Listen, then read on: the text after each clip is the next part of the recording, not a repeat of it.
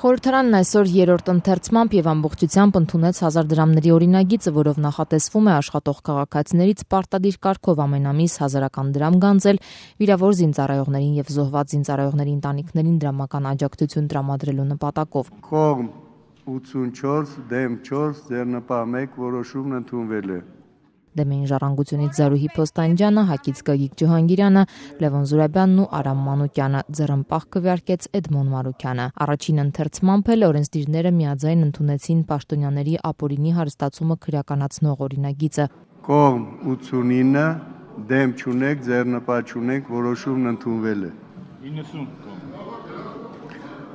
Կողմ 90։ Մինչև այս քվեարկությունները եւ քվեարկություններից հետո էլ ընդդիմադիր պատգամավոր Թևան Պողոսյանը նկատեց, որոշ բացակա պատգամավորների փոխարեն գրանցվել են, ապա նաեւ քվեարկել։ Մարդիկ կան, որոնք ստեղ չլինելով գրանցված են։ Սովորաբար քվեարկություններից հետո է պատկերը վերականգնում, ոչ թե քվեարկությունից առաջ։ Այդ իմաստով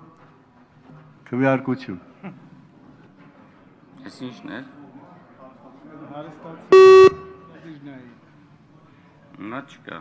Նայեք կապույտ ավառում, երկրորդ շարքը վերևից, մեջտեղը կապույտ ավառում, ինչ նշանակում է գրանցված է, բայց չկա։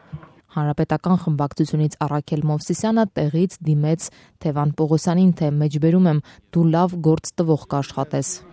Այն կողմից վերևից երկրորդ շարքի 4-րդ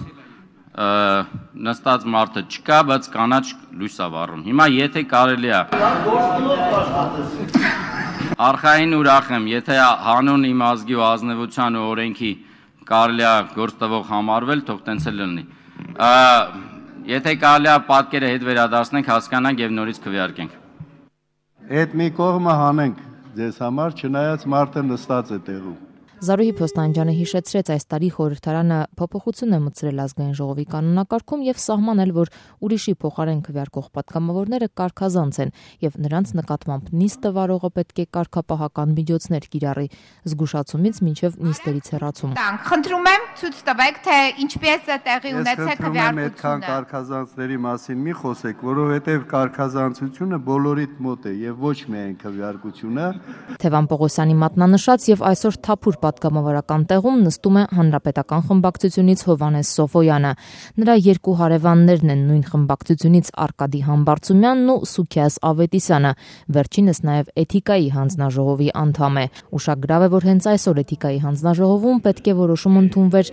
այդ երկու պատգամավորների Արկադի Համբարձումյանի եւ Սուքիաս Ավետիսյանի վերաբերյալ, այլ պատգամավորի փոխարեն հոկտեմբերին քվեարկելու կապակցությամբ։ Կրկնակվեարկությունը նկատել էր Մեդիա եւ իրավունք հասարակական կազմակերպությունը եւ դիմել Էթիկայի հանձնաժողով։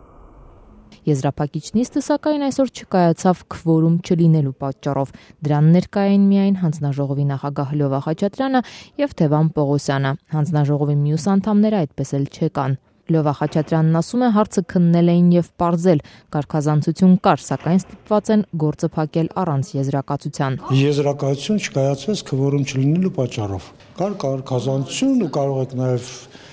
մյուսների կարծիքը հարցներ, կար նման իրավիճակ,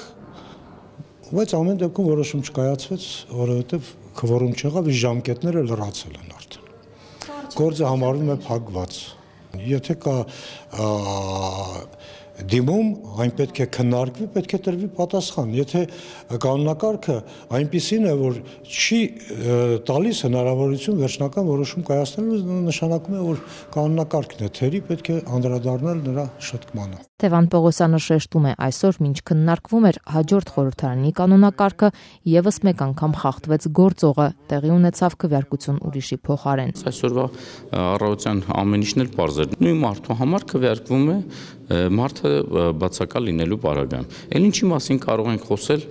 սկսած, չգիտեմ, 2016 թվականի փետրվարի 12-ի Սերժ Սարգսյանի ելույթից, ինչ վարքագծային փոփոխություններ պետքա տեղի ունենա, չգիտեմ, մեզ դաս տալու իմաստով օրենքի հանդեպ հարգանքը, երբ որ հենց նույն այսօրվա մեջ մենք քննարկում ենք նոր